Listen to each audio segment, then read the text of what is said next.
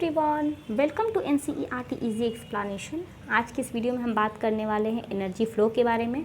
ये हमारी part 5 video है फ्रॉम द चैप्टर इकोसिस्टम। इससे पहले हम लोगों ने डिकम्पोजिशन के बारे में देखा था। लास्ट वीडियो में हमने वहाँ पे स्टेप्स ऑफ डिकम्पोजिशंस के बारे में देखा। हमने देखा कि सबसे पहले फ्रैगमेंटेशन होता है, फिर कैटाबोलिज्म लीचिंग होता है, फिर कैटाबोलिज्म, फिर ह्यूमिफिकेशन, लास्टली मिनरलाइजेशन होता है। फिर इन सब के क्या डेफिनेशंस हैं, कहाँ कहाँ पे होता है, ये ऑलरेडी हम ये सारी चीज़ें डिटेल में लास्ट वीडियो में देख चुके हैं, जिसका लिंक आपको इस वीडियो के यानी कि एनर्जी फ्लो वाले वीडियो के डिस्क्रिप्शन यानी कि यहाँ पर मिल जाएगा। चलो बच्चों, आज की लेक्चर स्टार्ट करते हैं। जो एनर्जी फ्लो होता है ना बच्चों, यानी कि एनर्जी का फ्लो, एनर्जी किस तरह से बहता है इकोसिस्टम में, तो एक्सेप्ट फॉर डीप सी को छोड़कर, डीप सी हाइड्रोथर्मल इकोसिस्टम को छोड़ करके, सन जो होता है is the only source of energy for all ecosystem on the अर्थ।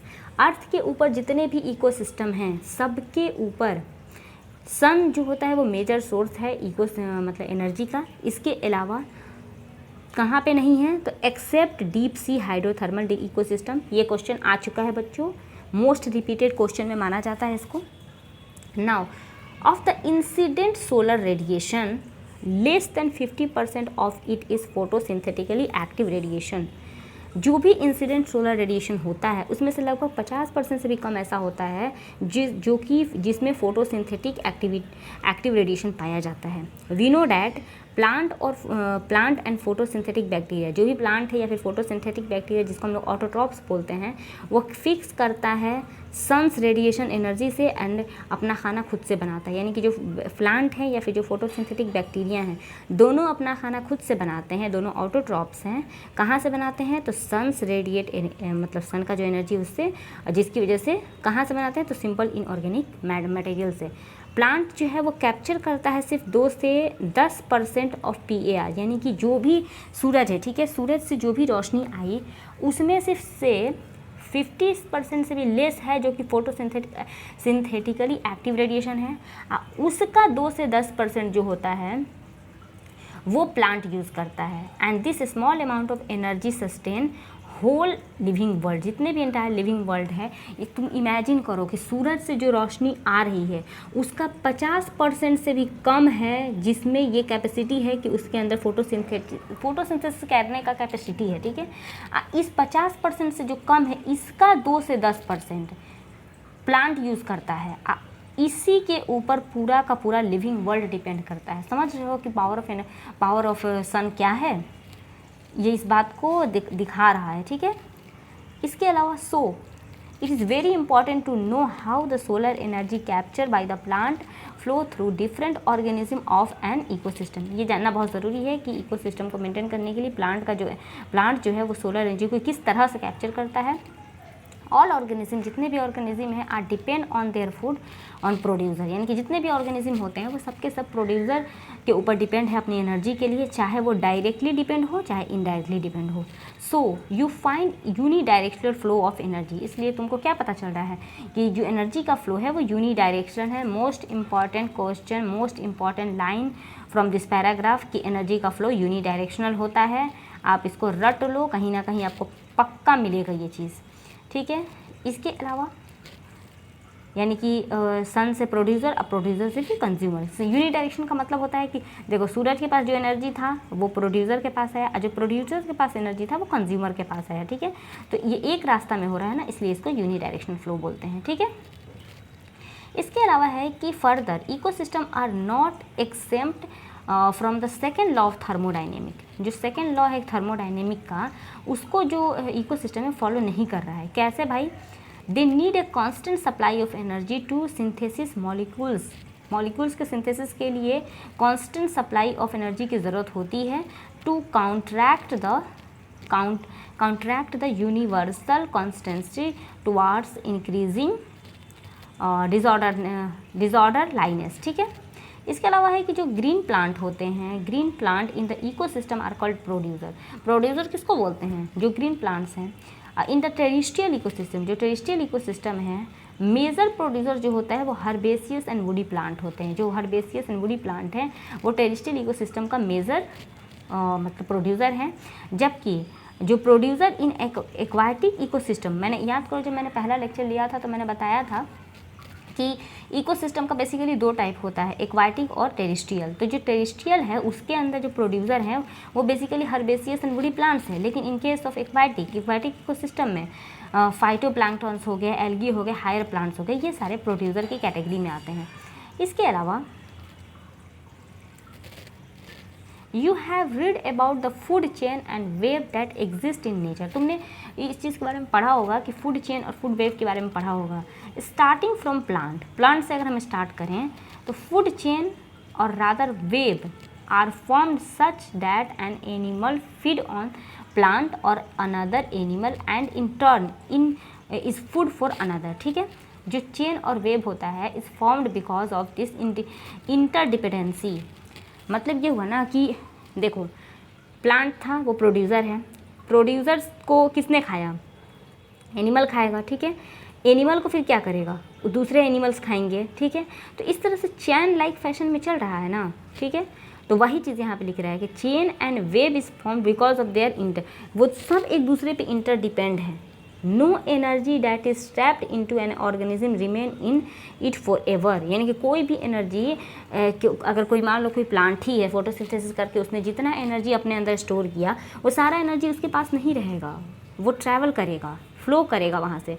तो वही लिख रहा है कि no energy that is trapped into an organism remain in it for ever. ठीक है, the energy trapped by the producer, जो भी एनर्जी प्रोड्यूसर मतलब ट्रैप करता है, यानी कि सूरज की रोशनी से जो भी प्लांट फोटोसिंथेसिस करने के बाद जितना भी एनर्जी बनाता है, हेंस इज देयर पास, वो पास कर देता है कंज्यूमर को या फिर और द ऑर्गेनिज्म डाई। ठीक है, और death of organism is the beginning of detritus food chain या फिर फूड वेव।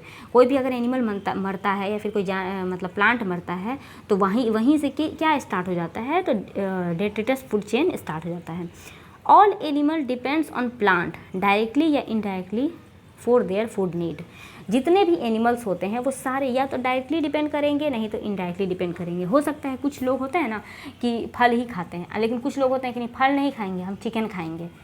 तो वही बात यहाँ पे लिख रहा है कि जितने भी एनिमल्स हैं वो या तो डायरेक्टली डिपेंड करेंगे, नहीं तो इनडायरेक्टली प्लांट के ऊपर डिपेंड करेंगे। दे आर हेंस कॉल्ड, इसीलिए इसको हम लोग कंज्यूमर्स बोलते हैं, एंड ऑल्सो हेट्रोट्रॉप्स, इसलिए इसको हम लोग हेट्रोट्रॉप्स भी बोलते हैं। If they feed on the producer, अगर वो प्रोड्यूसर को खाते हैं, the plant they are called primary consumer, यानी कि जो लोग सबसे पहले प्रोड्यूसर को जो लोग खाता है उसको हम लोग प्राइमरी कंज्यूमर बोलते हैं। And if the animal eat each other animal which in turn eat the plant या फिर प्रोड्यूस, इसको हम लोग सेकेंडरी, यानी कि सबसे पहले आ गया प्रोड्यूसर, सबसे पहले क्या है भाई, तो प्रोड्यूसर को जिसने खाया इसको हम लोगों ने कहा प्राइमरी कंज्यूमर को जिसने खाया वो था secondary consumer. Likewise you could have tertiary consumer, हम लोग टर्शियरी कंज्यूमर के अंदर आते हैं क्योंकि हम लोग सेकेंडरी कंज्यूमर को खाते हैं। ठीक है, obviously primary consumers will be herbivore, जितने भी देखो प्राइमरी कंज्यूमर समझने की बात है, प्राइमरी कंज्यूमर किसको बोलते हैं, जो लोग प्लांट को खाते हैं। तो जो प्लांट को खाते हैं उसको क्या बोलेंगे, herbivore. Some common herbivores are insect, कुछ कॉमन हर्बीवोर जो होते हैं जो इंसेक्ट भी होते हैं, बर्ड होते हैं, मैमल। ठीक है, इसके अलावा बर्ड, मैमल, टेरेस्ट्रियल इकोसिस्टम में मोलस्का, ये एक्वाटिक इकोसिस्टम के अंदर आता है। ठीक है, इसके अलावा the consumer that feed on their herbivore, जो कंज्यूमर्स होते हैं जो कि हर्बीवोर को जो लोग खाते हैं या कार्निवोर्स को खाते हैं, और मोर करेक्टली उसको हम लोग प्राइमरी कार्निवोर बोलते हैं। ठीक है, इसके बाद फिर प्राइमरी कार्निवोर यानी कि सेकेंडरी यहाँ पे भी समझने वाली बात है बच्चों कि कंज्यूमर जो कि हर्बीवोर को खाएगा या उसको हम लोग कार्निवोर बोलेंगे। ठीक है, जो कंज्यूमर हर्बीवोर को खाएगा उसको कार्निवोर बोलेंगे। उसी तरह जो प्राइमरी कार्निवोर होगा वो सेकेंडरी कंज्यूमर होगा। एनिमल डिपेंड करता है प्राइमरी कार्निवोर पे, उसको हम लोग सेकेंडरी कार्निवोर बोलेंगे। ठीक है, यानी कि जो प्राइमरी कार्निवोर को खाएगा वो सेकेंडरी कार्निवोर। जैसे कि ग्रास है, वो प्रोड्यूसर था, उसको बकरी ने खाया। ठीक है, बकरी ने खाया तो वो प्राइमरी कंज्यूमर हो गई। फिर अब उसको आदमी ने खा लिया तो सेकेंडरी कंज्यूमर हो गया। डेट्रिटस फूड चेन, ये क्या होता है बच्चों, तो देखो यहाँ पे दो तरह के फूड चेन के बारे में आपको पढ़ना है। डेट्रिटस फूड चेन, इसको एक को बोलते हैं GFC यानी कि इसका फुल फॉर्म यहाँ पे दिया होगा। इसके अलावा देखो जो सबसे पहले देखते हैं detritus food chain begins with dead organic matter. कहाँ से शुरू होता है? सबसे पहले कि ये डेड ऑर्गेनिक मैटर से शुरू होगा। It is made up of decomposers which, जो कि डिकम्पोजर से बना होगा, which are heterotrophic organism mainly fungi और बैक्टीरिया। तो DFC में होता क्या है कि इसमें डेड ऑर्गेनिक मैटर से शुरू होगा, इसमें डिकम्पोजर्स रहेंगे, इसमें फंजाई और बैक्टीरिया एक्ट करेंगे। They meet their energy and nutrient requirement by degradating organic matter या फिर डेट्रिटस, इसलिए इसको हम लोग क्या बोलेंगे? सैप्रोफाइट्स बोलेंगे। जो डिकम्पोजर्स होते हैं वो कुछ डाइजेस्टिव एंजाइम सेक्रेट करते हैं, जिसकी वजह से जो डेड या फिर वेस्ट मटेरियल है वो सिंपल इनऑर्गेनिक मटेरियल में टूट जाता है, which is subsequently observe by them, जो कि उसी के द्वारा फिर ऑब्जर्व कर लिया जाता है। और जो एक्वाटिक इकोसिस्टम की अगर हम बात करें, ये तो टेरेस्ट्रियल इकोसिस्टम का ये केस था। एक्वाटिक इकोसिस्टम में GFC चलता है, जो कि मेजर कंड्यूक्ट फॉर एनर्जी फ्लो है, यानी कि एनर्जी फ्लो अगर एक्वाटिक इकोसिस्टम की बात करें तो GFC चलता है।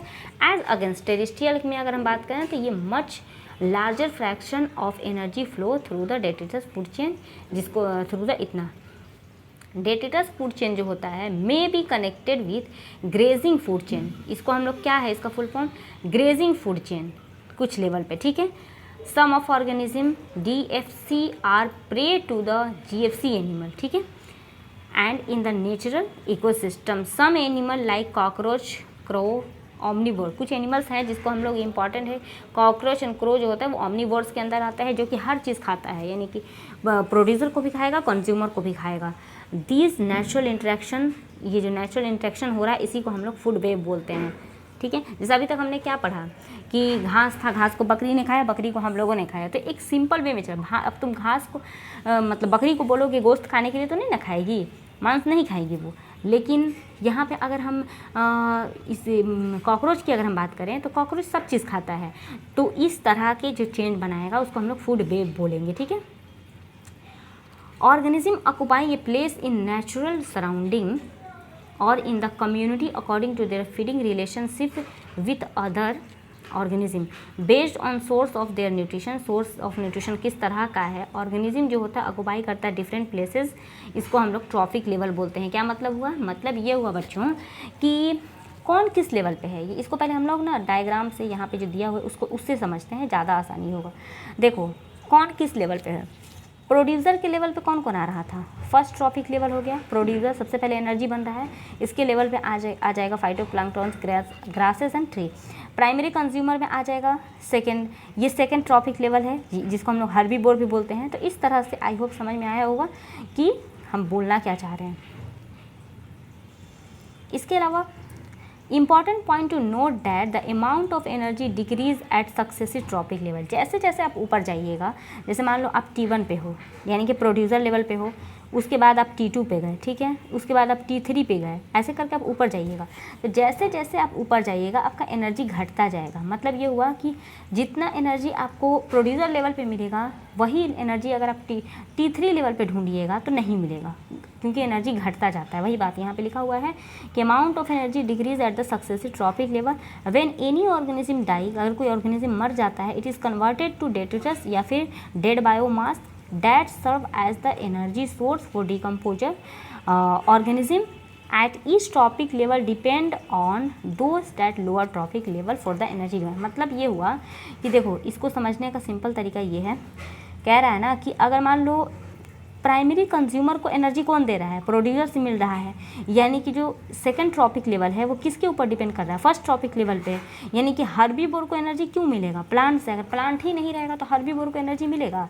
बकरी को अगर मान लो घास ही नहीं होगा तो क्या बकरी को खाना मिलेगा? नहीं मिलेगा। तो वही बात यहाँ पर लिखा हुआ है, ठीक है, कि organism at each trophic level depend on those at the lower trophic level for their energy demand, ठीक है। अब देखो यहाँ पे है कि each trophic level has a certain mass of living material at a particular time, this is called standing crop. Standing crop का क्या मतलब हुआ? तो बच्चों स्टैंडिंग क्रॉप का मतलब होता है कि ईच ट्रॉपिक लेवल पे, किसी भी ट्रॉपिक लेवल पे अगर हम बात करें तो कुछ लिविंग मटेरियल होता है पर्टिकुलर टाइम में, जिसको हम लोग स्टैंडिंग क्रॉप बोलते हैं।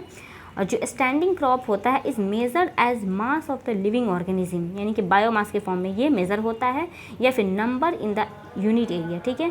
The biomass of a species is expressed, इसका जो एक्सप्रेस करने का जो तरीका है वो फ्रेश या फिर ड्राई वेट के फॉर्म में होता है।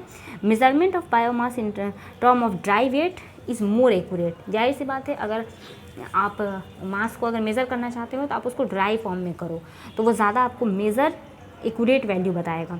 The number of trophic level in the grazing food chain is restricted as the transfer of energy flow 10% law. क्या मतलब हुआ? मतलब ये हुआ 10% लॉ ये कहता है कि मान लो ये प्रोड्यूसर है, प्रोड्यूसर से जो कंज्यूमर के पास एनर्जी जाएगा वो 10% जाएगा। वही चीज़ देखो यहाँ पे लिखा हुआ है कि transfer of energy follow 10% law, only 10% of the energy is transfer to each trophic level from lower trophic to higher trophic के रूप में। In nature it is possible to have so many level, producer, herbivore, primary, secondary, grazing, ये सारी चीज़ें हैं। तो वही बोल रहा है कि इस टाइप में आपका एनर्जी घटता जाएगा, यानी कि प्रोड्यूसर से कंज्यूमर के पास सिर्फ 10% का एनर्जी जाएगा। तो this is all about energy flow. मिलते हैं अगले वीडियो में, जो कि लास्ट वीडियो होने वाला है, इकोलॉजिकल पिरामिड।